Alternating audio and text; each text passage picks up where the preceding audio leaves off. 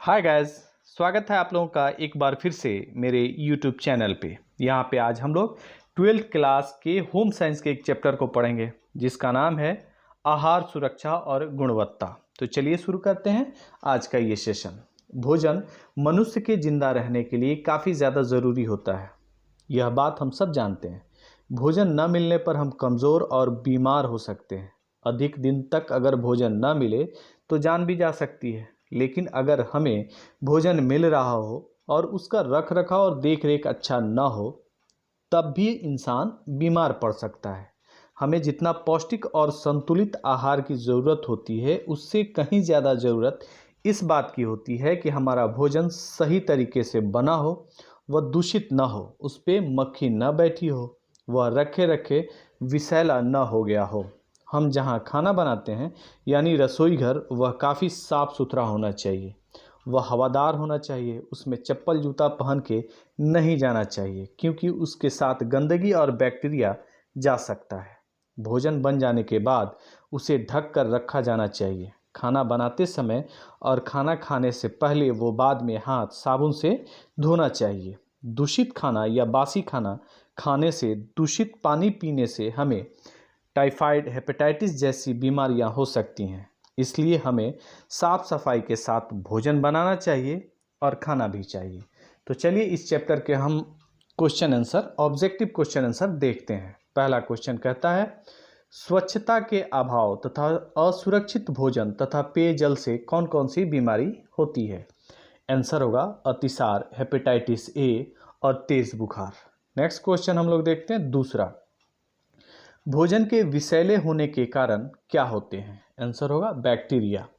Next question हम लोग देखते हैं, स्टेफिलोकोकस आयरियस जीवाणु मनुष्य के किस भाग में होता है? आंसर होगा त्वचा में। नेक्स्ट क्वेश्चन हम लोग देखते हैं, मनुष्य के आंत में कौन सा जीवाणु होता है? आंसर होगा क्लोस्ट्रिडियम परफ्रिंजेंस।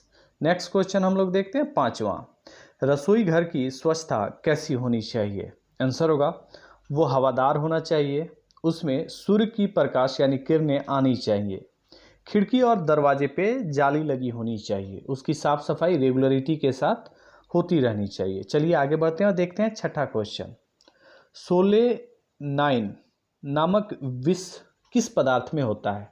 आंसर होगा आलू के छिलके के नीचे, अक्सर आपने देखा होगा उसमें हरा भाग होता है वो, तथा अंकुरित भाग जहाँ से आलू अंकुर जाता है उसके नीचे यह विष पाया जाता है।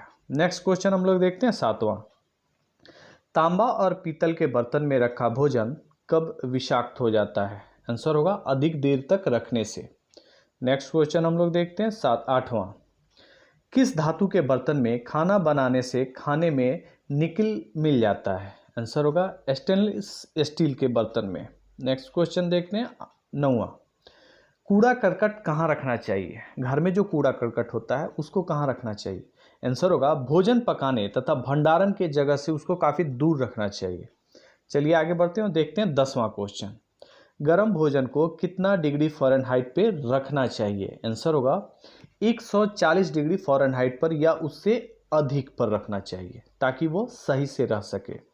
नेक्स्ट क्वेश्चन 11वां, भोजन को ठंडा रखने के लिए कितना डिग्री फ़ारेनहाइट पर रखना चाहिए? आंसर होगा 41 डिग्री या उससे कम पर रखना चाहिए ताकि आपका भोजन सही रह सके। नेक्स्ट क्वेश्चन हम लोग देखते हैं 12वां, भोजन को छूने और खाने से पूर्व और बाद में हाथ को कैसे धोना चाहिए? आंसर होगा साबुन से हाथ को धोना चाहिए ताकि आपके त्वचा में, आपके हाथ में, आपके नाखून में जो बैक्टीरिया छुपा हुआ है वो आपके शरीर के अंदर ना जाए। नेक्स्ट क्वेश्चन हम लोग देखते हैं 13वां, सब्जी पकाने से पहले अच्छे से धोना चाहिए, ऐसा क्यों?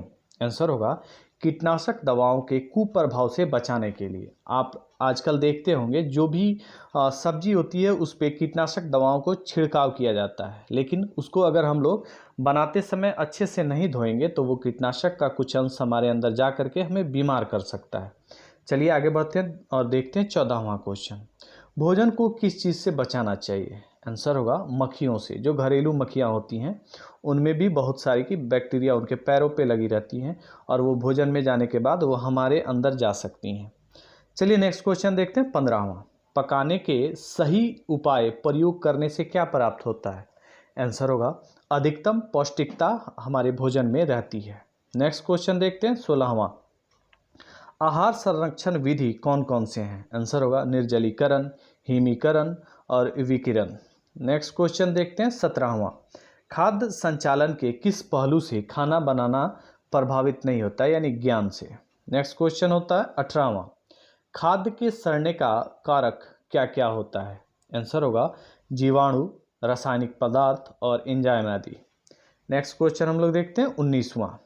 भोजन विषाक्त होने के कारण क्या क्या होते हैं? आंसर होगा कम पका होना, संक्रमित रसोई में उसे पकाना, पके भोजन को लंबे समय तक रखना, ये सब कारण होते हैं भोजन के विषाक्त होने से। नेक्स्ट क्वेश्चन हम लोग देखते हैं 20वां। खाद्य पदार्थ के सड़ने के कारण क्या होते हैं? आंसर होगा सूक्ष्म जीवाणु। नेक्स्ट क्वेश्चन देखते हैं 21वां। भोजन पकाते समय भोजन को चखना चाहिए या नहीं? आंसर होगा नहीं चखना चाहिए, लेकिन हमारे रसोई घर में अक्सर देखा जाता है कि भोजन को पकाते समय चखा जाता है, ऐसा नहीं करना चाहिए। आगे बढ़ते हैं, देखते हैं 22वां क्वेश्चन। चप्पल और जूता पहन के घर के किस भाग में नहीं जाना चाहिए? आंसर होगा रसोई घर में। नेक्स्ट क्वेश्चन हम लोग देखते हैं 23वां। बर्तन को डिटर्जेंट से साफ करने के बाद वह क्या छोड़ जाता है? आंसर होगा डिटर्जेंट अपना वहाँ पे हानिकारक अवशेष छोड़ जाता है, इसलिए उसे काफ़ी अच्छा से हमें धुलाई करनी चाहिए। नेक्स्ट क्वेश्चन देखते हैं हम लोग 24वां। शीघ्र नष्ट न होने वाला खाद्य पदार्थ कौन कौन सा होता है? आंसर होगा आप लोगों ने देखा होगा अनाज, जैसे कि चावल हो गया, गेहूं हो गया या दाल हो गया, चीनी, गुड़, ये सब जल्दी नष्ट नहीं होते हैं। चलिए अगला क्वेश्चन देखते हैं। शीघ्र नष्ट होने वाला खाद्य पदार्थ कौन कौन से होते हैं? जैसे कि मीट, मछली, अंडा, फल, सब्जी, ये सब लाने के बाद तुरंत ही खत्म हो जाता है, यानी सड़ जाता है, बासी हो जाता है, इसलिए इसे तुरंत बना लेना चाहिए। तो इस चैप्टर में इतना ही ऑब्जेक्टिव क्वेश्चन। मिलते हैं हम लोग नेक्स्ट वीडियो में नेक्स्ट टॉपिक के साथ। तब तक के लिए थैंक यू।